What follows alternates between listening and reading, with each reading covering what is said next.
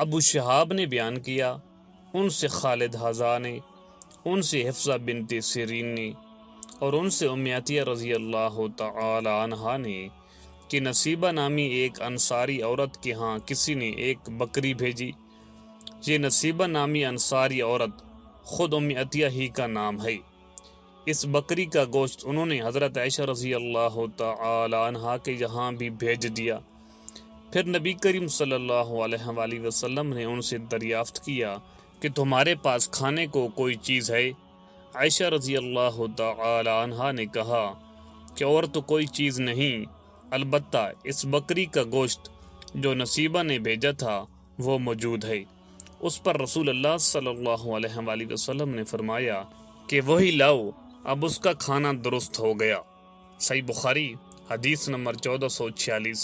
امام مالک نے خبر دی، انہیں عمر بن یحییٰ مازنی نے، انہیں ان کے باپ یحییٰ نے، انہوں نے کہا کہ میں نے حضرت ابو سعید خدری رضی اللہ تعالی عنہ سے سنا، انہوں نے کہا کہ رسول اللہ صلی اللہ علیہ وآلہ وسلم نے فرمایا کہ 5 اونٹ سے کم میں زکوٰۃ نہیں، اور 5 اوقیہ سے کم چاندی میں زکوٰۃ نہیں، اسی طرح 5 وسق سے کم غلہ میں زکوٰۃ نہیں۔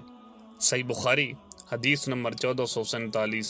ثمامہ بن عبداللہ نے بیان کیا، ان سے انس رضی اللہ تعالی عنہ نے کہ ابو بکر صدیق رضی اللہ تعالی عنہ نے انہیں اپنے دور خلافت میں فرض زکوٰۃ سے متعلق ہدایت دیتے ہوئے اللہ اور رسول کے حکم کے مطابق یہ فرمان لکھا کہ جس کا صدقہ بنت مخاض تک پہنچ گیا ہو اور اس کے پاس بنت مخاض نہیں بلکہ بنت لبون ہے تو اس سے وہی لے لیا جائے گا، اور اس کے بدلہ میں صدقہ وصول کرنے والا 20 درم یا 2 بکریاں زائد دے دے گا۔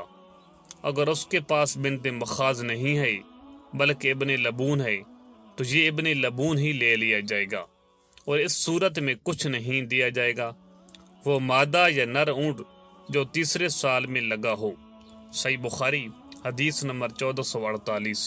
اسماعیل نے ایوب سے بیان کیا، اور ان سے عطا بن ابی رباح نے کہ ابن عباس رضی اللہ تعالی عنہ نے بتلایا، اس وقت میں موجود تھا جب رسول اللہ صلی اللہ علیہ وآلہ وسلم نے خطبہ سے پہلے نماز عید پڑھی، پھر آپ نے دیکھا کہ عورتوں تک آپ کی آواز نہیں پہنچی، اس لیے آپ ان کے پاس بھی آئے۔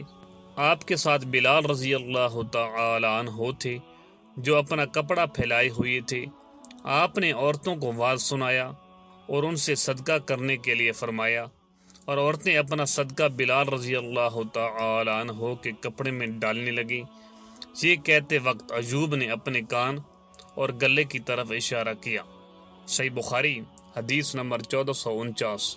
ثمامہ نے بیان کیا، اور ان سے انس رضی اللہ تعالی عنہ نے بیان کیا کہ ابو بکر رضی اللہ تعالی عنہ نے انہیں وہی چیز لکھی تھی جسے رسول اللہ صلی اللہ علیہ وآلہ وسلم نے ضرور قرار دیا تھا، یہ کہ زکوٰۃ کی زیادتی کے خوف سے جدا جدا مال کو اور یکجا مال کو جدا جدا نہ کیا جائے۔ صحیح بخاری حدیث نمبر 1450۔